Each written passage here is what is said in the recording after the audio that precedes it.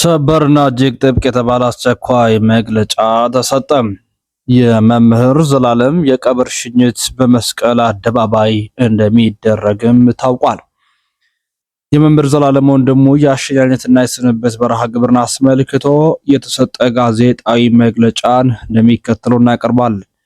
ሁላችሁም መረጃው ላይክና ሼር በማድረግ ሰብስክራይብ በማድረግ እንድታደምጡ እንጋብዛለን። ወደ መረጃችን ነው።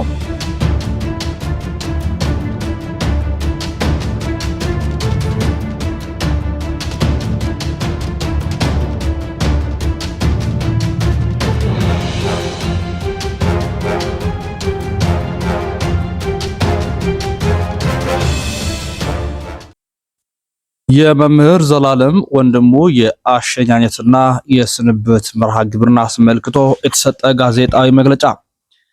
እንግዲህ በሕይወት ሆነን ብንኖር ወይንም ብንሞት የጌታ ነን። የቅዱስ ጳውሎስ መልእክት ወደ ሮሜ ሰዎች ምዕራፍ 14 ከቁጥር 8። ሐዋርያው ቅዱስ ጳውሎስ እንዲህ እንዳለም በሕይወቱ ዘመን ሁሉም በክርስቶስ ኖሮ ከክርስቶስ ጋር ለመኖር ናፍቆ የሄደውን የወንድማችንንና የመምህራችንን ዘላለም ወንድሙን እንዲህ እንሸኘው ይህንን ጋዜጣዊ መግለጫ እንሰጣለን። መምህራችን መምህር ዘላለም ወንድሙ የእረፍት ዜናው ከተሰማበት ጊዜ አንስቶ መላው ኦርቶዶክሳውያን በሙሉ በጥልቅ ሐዘን ውስጥ ገብተዋል። መምህር ዘላለም ወንድሙ ቅድስት ኦርቶዶክሳዊት ቤተክርስቲያንን በታማኝነት ያገለገለ የሕይወት ዘመኑን ሙሉ መልካም የሆነ ክርስቲያናዊ ጠባዩን ያልቀየረ ለብዙዎቹ ምሳሌና አርአያ ሆኖ የኖረ የወንጌልን ችቦ በመላው ዓለም ያቀጣጠለ ታላቅ መምህር ነው። ስለዚህ ይህንን ወንድማችንን በልዩ ስነ ስርዓት የሕይወት ዘመን መልካም አገልግሎቱን ታሳቢ በማድረግ እንዲሁም የቤተ ክርስቲያኒቱን ክብር በሚመጥን መልኩ በታላቅ የአሸኛኘት ስነ ስርዓት ለመሸኘት በመንበረ ፓትርያርክ ጠቅላይ ቤተ ክህነትና በአዲስ አበባም ሀገረ ስብከት ይሁንታ ኮሚቴ ተዋቅሮ ስራዎች ሲሰሩ ቆይተዋል። ከዚህ በመነሳት የአሸኛኘት ስነ ስርዓቱ ከቦሌ ዓለም አቀፍ አየር ማረፊያ ጀምሮ እስከ መንበረ ጸባዖት ቅድስት ሥላሴ ካቴድራል ድረስ ስርዓቱን የጠበቀ ይሆን ዘንድ አሸኛኘቱ የሚከተሉትን ሂደቶች የሚከተል መሆኑን እናሳውቃለን። አንደኛ፣ የመምህር ዘላለም ወንድሙ አስክሬን ረቡዕ መጋቢት 2 ቀን 2018 ዓ.ም ከሀገር አሜሪካ ተነስቶ ጉዞ ወደ ኢትዮጵያ የሚያደርግ ይሆናል። ሁለተኛ፣ ሐሙስ መጋቢት 3 ቀን 2018 ዓ.ም አስክሬኑ ከጠዋቱ 12 ሰዓት ላይ አዲስ አበባ ቦሌ ዓለም አቀፍ አየር ማረፊያ ይደርሳል።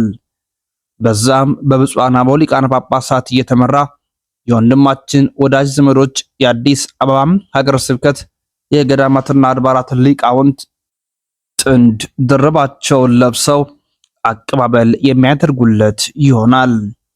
በቦሌ ዓለም አቀፍ አየር ማረፊያ የሚገኙት የተመረጡና ፈቃድ የተሰጣቸው አካላት ብቻ ናቸው። ሶስተኛ፣ ከጠዋቱ 1 ሰዓት ጀምሮ ከቦሌ ዓለም አቀፍ ኤርፖርት ጀምሮ እስከ ቦሌ ደብረ ሳሌም መድኃኔዓለም ድረስ በሊቃውንተ ቤተ ክርስቲያን በሰንበት ትምህርት ቤት ዘማሪያንና በምዕመናን ታጅቦ ወደ ቦሌ ደብረ ሳሌም መድኃኔዓለም ካቴድራል ጉዞ ያደርጋል። አራተኛ፣ በቦሌ ደብረ ሳሌም መድኃኔዓለም ካቴድራል አጭር ቆይታ ካደረገ በኋላ ቀጥታ በመለከት ድምፅ ነጋሪት እየተጎሰመ በአዲስ አበባ ሀገረ ስብከት ሊቃውንት በመምህራነ ወንጌል በሰንበት ትምህርት ቤት ወጣት ዘማሪያንና በበርካታ ምዕመናን ታጅቦ ከጠዋቱ 3 ሰዓት ጀምሮ እስከ 5 ሰዓት ድረስ መስቀል አደባባይ ይደርሳል። አምስተኛ፣ ከጠዋቱ 5 ሰዓት ጀምሮ በመስቀል አደባባይ የተለያዩ የአሸኛኘት መርሃ ግብሮች የሚከናወኑ ሲሆን በዚህ ቦታም ከጠዋቱ 5 ሰዓት እስከ 8 ሰዓት ድረስ የተለያዩ ክንውኖች ይኖሩታል። እነዚህም ከጠዋቱ 5 ሰዓት እስከ 5 ሰዓት ተኩል የመርሃ ግብር መክፈቻና ጸሎት፣ ከ5 ተኩል እስከ 6 ሰዓት የያሬዳዊ ዝማሬ፣ የዘማሪያን ህብረት ዝማሬና ቅኔ ይቀርባል። ከ6 ሰዓት እስከ 6 ሰዓት ከሩብ የመምህር ዘላለም ወንድሙ የህይወት ታሪክ በንባብ ይቀርባል። ከ6 ሰዓት ከሩብ እስከ 6 ሰዓት ከ40 ከተለያዩ ተቋማት የሚቀርቡ የስንብት መልእክቶች ይቀርባሉ። ከ6 ሰዓት ከ40 እስከ 7 ሰዓት ከቤተሰብና ከወዳጅ ዘመዶቻቸው ስለ ወንድማችን የሚቀርቡ ምስክርነቶች በተለያዩ አካላት ይሰጣሉ። ከ7 ሰዓት እስከ 7 ሰዓት ተኩል የወንጌል መርሃ ግብር ከ7:30 እስከ 7:40 የበሰንበት ትምህርት ቤቶችና በዘማሪያን የጋራ ዝማሬ ይቀርባል። 7:40 እስከ 8 ሰዓት ቃለ ምዕዳንና ቡራኬ በብፁዓን አባቶች ይሰጣል። ከቀኑ 8 ሰዓት ላይ የመስቀል አደባባዩ መርሃ ግብር ተቃሎ ጉዞ ወደ መንበረ ጸባዖት ቅድስት ሥላሴ ጉዞ የሚያደርግ ሲሆን ከቀኑ 9 ሰዓት ላይ አጭር ጸሎት ተደርጎ ሥርዓተ ቀብሩ የሚፈጸም ይሆናል።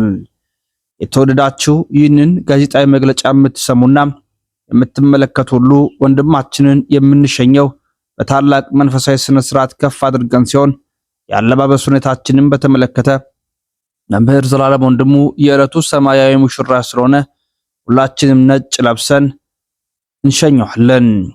ስለዚህ የተወደዳችሁ ሊቃውንተ ቤተክርስቲያን፣ መምህራነ ወንጌል፣ ዘማሪያንና ምዕመናን በሙሉ በዕለቱ ነጭ ልብሳችንን በመልበስ በቦታው በመገኘት በታላቅ መንፈሳዊ ስነ ስርዓት እንድንሸኘው በቅድስት ቤተክርስቲያን በኦርቶዶክሳዊ ተዋሕዶ ቤተክርስቲያናችን ስም ከወዲሁ ለመግለጥ እንወዳለን። ክብሩን የሚመጥን ሐውልት ለማሰራት እንዲሁም የጀመረውን በጎ ስራዎችን ለማስቀጠል በስሙ ለሚቋቋመው ፋውንዴሽን የሚውል ገቢ ማሰባሰቢያ እነሆ በተጠቀሰው አካውንት በኢትዮጵያ ንግድ ባንክም እንድታስገቡ ስንል በትህትና እንጠይቃለን። እነሆ ልብን የሚሰብረው ከ45 ዓመታት በላይ በኢትዮጵያ ኦርቶዶክሳዊት ተዋሕዶ ቤተክርስቲያን በጥብዓት ሲያገለግል የነበረው መምህራችን ዘላለም ወንድሙ እነሆ ብፁዕ አቡነ ፋኑኤልም በተገኙበት ካህናትና ወዳጅ ዘመዶቻቸው በተገኙበት የጸሎትና የጧፍ ማብራት መርሃ ግብርም በዲሲ ደብረ ሰላም ቅድስት ማርያም ቤተክርስቲያን ተደርጎላቸዋል። ይህ አይነት ፍቅር፣ ይህን አይነት መወደድ፣ ይህን አይነት አንድነትና ይህን አይነት ታላቅ ትህትና በአንድ አስተባብሮ የኖረ ለበርካታ ዓመታትም ከአውደ ምሕረቱ ሳይለይ ያስተማረ በርካቶችን የጠበቀ በርካቶችንም የመለሰ ራሱ ወንጌል የሆነ በእውነትም ሰብኮ በእውነት ያለፈ ሕመሙን ሳናቅ ሞት የቀደመን መምህራችን መምህር ዘላለም ወንድሙ የሚገባው ሥርዓተ ቀብር ይፈጸማል። በመሆኑም ብፁዕ አቡነ መቃርዮስም ኦርቶዶክስ የሆነ ሁሉ ወጥቶ እነሆ ይህንን ሽኝት ይቀላቀል፣ ሁሉም በአንድነት መጥቶ ይሸኘው። ምክንያቱም 40 ምናምን ዓመታት ሙሉ ሳያቋርጥ ወንጌል የሰበከ በእውነት የኖረን መምህር ማክበር የቤተ ክርስቲያን የምእመናን ግዴታ ነው። ይህንን ዓለም ይወቀው፣ የሚገባውን ክብር እንስጠው፣ ይገባዋል። በእውነትም ታላቅ ሰባኪ፣ ታላቅ የወንጌል አባት፣ በከተማ ያለ መናኝ፣ በከተማ ያለ መነኩሴ ነውና በክብር እንሸኘው በማለት ብፁዕ አቡነ መቃርዮስ መናገራቸው ይታወሳል። ብፁዓን አበው ሊቃነ ጳጳሳት ከቅዱስ ፓትርያርኩ ጨምሮ በሐዘን መንፈስ ተሞልተውም ድምጻቸውን ማሰማታቸው አይዘነጋም። በቀጣይ የሚኖረው መረጃ በአመሻሹ ጥንክር እናቀርባለን። ይህ በሰበር የመጣነው መረጃ ነው። ለሁሉም እንዲዳረስ ኦርቶዶክሳዊ ሆናችሁ ሁሉ ሰብስክራይብ፣ ሼር፣ ላይክ ያደረጋችሁ እንድታደምጡ በፍጹም ትህትና እንጠይቃለን።